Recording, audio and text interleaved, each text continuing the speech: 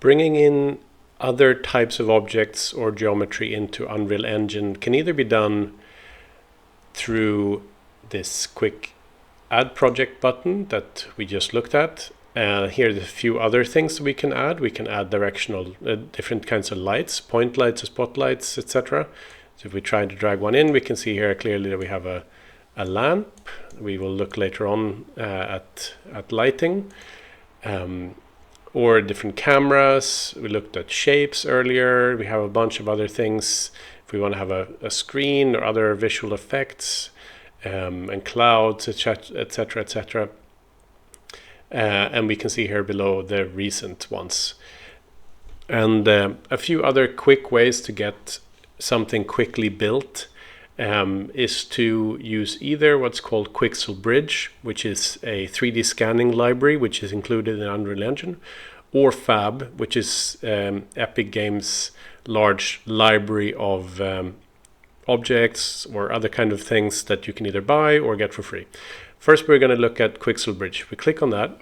It will ask you to log in first and use your Epic Game login, and it will give you access to this, and it will give you a separate window here. I'm just going to make that a little tiny bit larger. There we go. And here gives you a few different kind of overview over some either new things that they have scanned.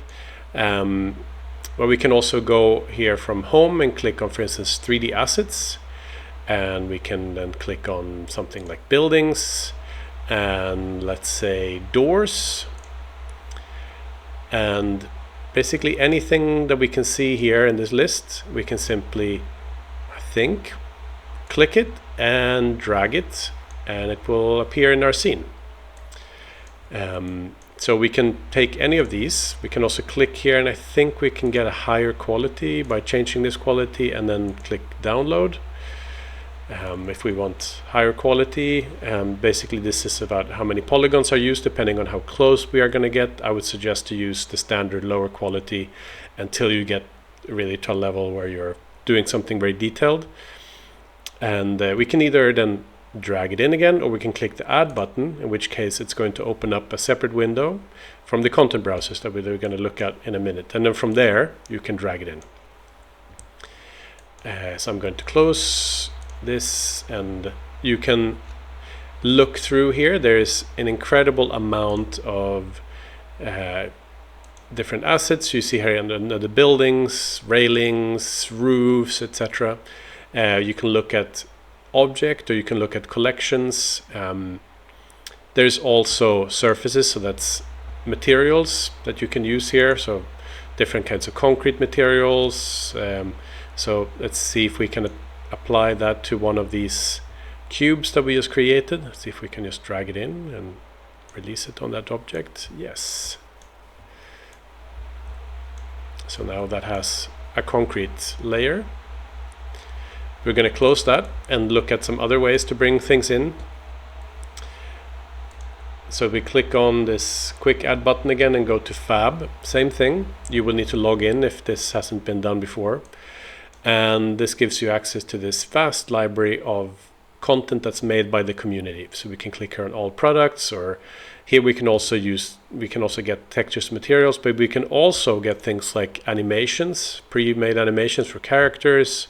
We can also get sound effects or different visual effects, or UI. So this is used for gaming if you're creating a specific game or you're building something that needs a specific user interface. We're going to be focusing on the 3D aspect of this, and you can see now when this loads that most of these are very expensive. 400 euros for a meadow forest pack.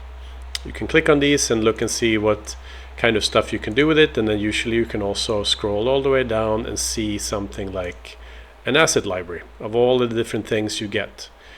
And I would recommend to never buy something unless you really cannot find it and it's something extremely well made that you know will be useful for other projects. We can do instead here to go to sort by where it says relevance and go from price lowest first, and you'll get a bunch of free things before anything else. We can go to buildings and architecture, and we can see here that we can get a bunch of free things. So we can just simply try and click on one of these, and again we can click add to project, which will open up the content browser, or I think we can also simply click and drag. Now from Fab we need to add to project. You need to agree to the license, which usually just means that you're not gonna like create a very expensive game with this or something. And it will download it, as we can see down there, and wait for it to finish downloading, and it will open up the little content browser window. There we go. And under there we can go to geometry, and we would want all of these, so I select all of them using shift and pull it in. And here we have this building, and because this is just made by community, we don't really know what quality this is, but it seems like something that could be useful for something. So have a look around in here. There's, I think, by and large, more than enough free things that if you're building a new asset library with basic things, you'll be able to find a lot of different elements. So we're going to close this and now look a little bit about where these objects, where are they and how do we change them. So we just looked before at how we can manipulate objects, so that's the same. We get gizmos for moving them around, and we can also see them here in the outliner, which has these relatively random names. SM stand for static mesh, we're going to get to that. And so we know that they are there at least, but Unreal Engine has two different ways to storing items, and that's one is the outline, and those are the things that are here in the world. And then there's also this thing called content browser, which we can access by clicking here on the bottom left hand side. We click that, and then this kind of window folds open, and this is basically everything that is in the file. It doesn't necessarily mean that they are in the project. So we're going to try and find this one, and we can see here on the left that we, under this view, we see all of them, and then we can go to content, and there we can see, so this Alder building A6, that's the one that we just imported, and under this one we can open up and see the geometry that we just included. And usually it has other things separately, so the materials come in separately, the textures come in separately. These can all be clicked at and interacted with separately. And these ones that we just imported, those are the ones that we want to find. And we know that they came from Quixel's Megascan, so they end up under the Megascans folder.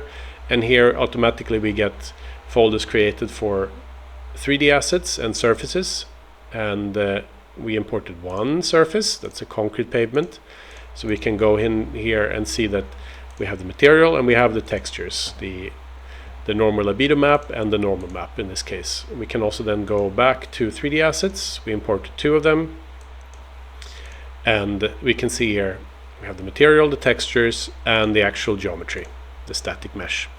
So if I delete this, you can see that it disappeared from the outliner, but if I go back to my content browser, it's still there. So it's in the project, but not in the level, which we're going to be talking about later. So then I can simply drag it in again.